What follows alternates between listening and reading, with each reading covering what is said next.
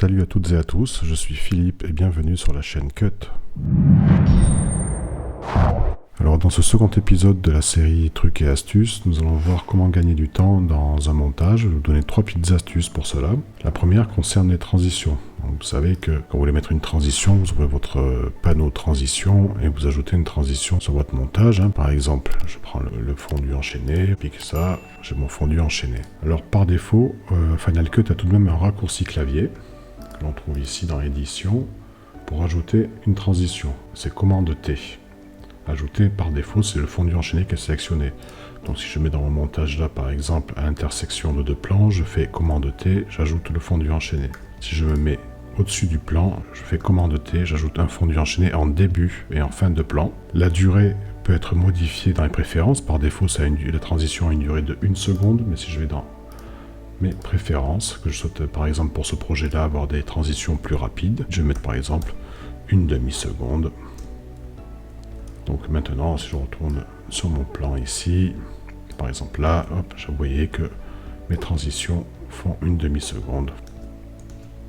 Par défaut, c'est le fondu enchaîné qui est sélectionné. Donc si vous voulez mettre une autre transition, il faut aller dans la fenêtre transition et aller chercher par exemple celle-ci, etc. Par contre, si vous avez une transition que vous utilisez très souvent, qui est votre transition préférée, ou bien que pour un projet particulier comme moi par exemple sur celui-ci, je ne souhaite pas utiliser de fondu enchaîné parce que ça va pas pour le montage, c'est un montage dynamique, je veux des transitions qui sont un peu plus péchues. Je vais par exemple choisir dans mes transitions ici, par exemple, je vais prendre celle-ci, je vais faire clic droit et choisir par défaut. Donc regardez maintenant, si je vais dans édition, par défaut, la transition a changé.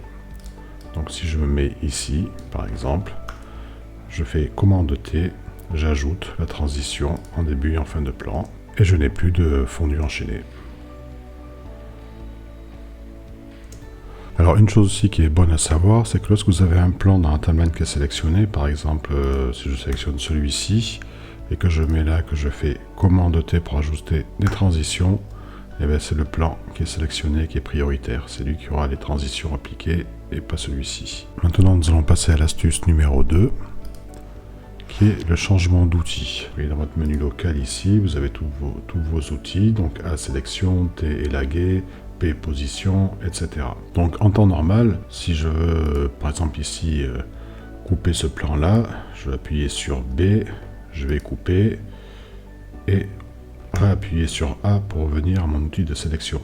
Si je veux élaguer, je vais appuyer sur T, je vais faire mon trim et je vais réappuyer sur A pour revenir à mon outil de sélection.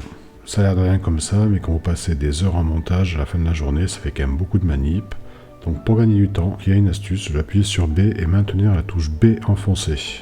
Vous voyez, j'appuie sur B, je fais ma coupe, je relâche B et je reviens automatiquement à mon outil de sélection. Maintenant, si je vais ici par exemple, sur ce plan-là, je vais appuyer sur T, je maintiens T enfoncé, je vais par exemple trimer mon plan, modifier le point d'entrée et de sortie comme ça, je relâche et je reviens par défaut à mon outil de sélection. Donc en fait vous ne revenez pas forcément à l'outil de sélection, vous revenez à l'outil que vous avez utilisé précédemment. Donc par exemple là, si je suis sur zoom, j'appuie sur Z, je suis sur zoom, j'appuie sur T, je trim, je relâche, je reviens sur zoom.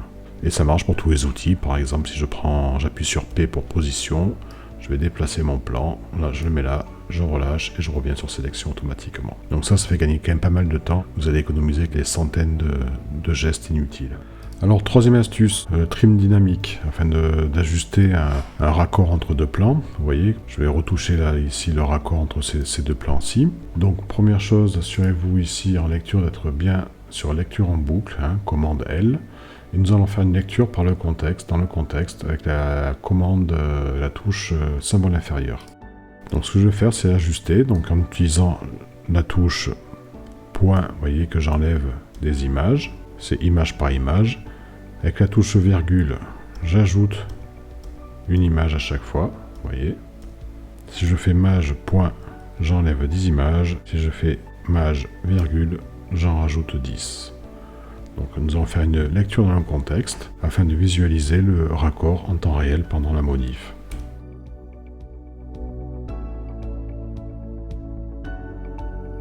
Voilà, tout simplement. ça évite, vous voyez, de perdre du temps à voilà, ajuster ici par exemple votre accord, après de faire une lecture, non ça va pas, hop je remodifie, voilà, là avec une lecture en dynamique, ça vous fait gagner beaucoup de temps.